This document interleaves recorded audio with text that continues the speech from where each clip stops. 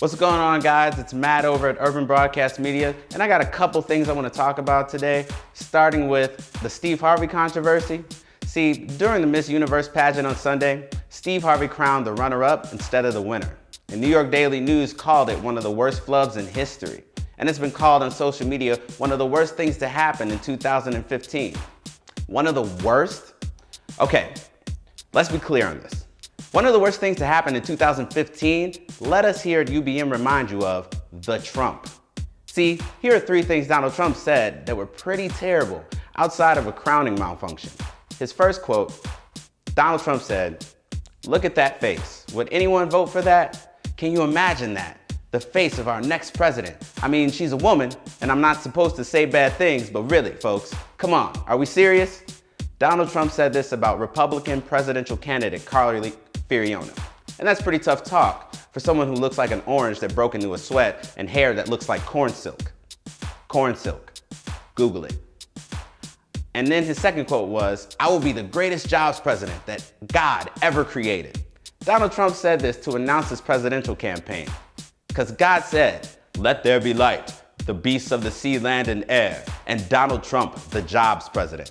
See, all that money and all that property and all those pageants and all those bankruptcies were just small stops along the way to his true calling.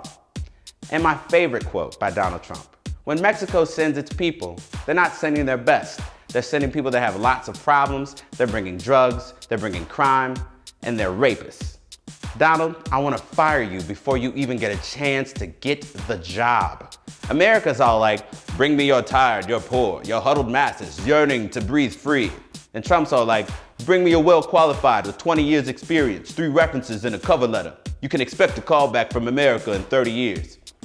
I just gave you Trump's immigration policy. You're welcome. Speaking of 30 years, that's how long it took for Star Wars Episode 7 to release.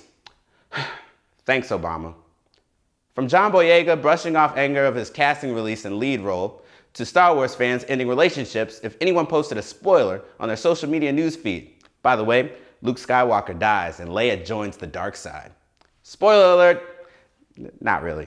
I haven't seen it. The Force was strong at the box office with the opening weekend pulling in $238 million, and the most ever in an opening weekend with $517 million worldwide. Oh, and we have an update on our John Oliver tickets.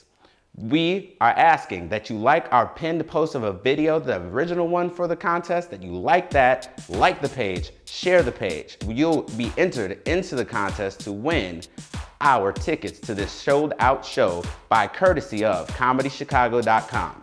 That's it. That's all I got today. I'll see you guys next time, and thanks for watching UBM.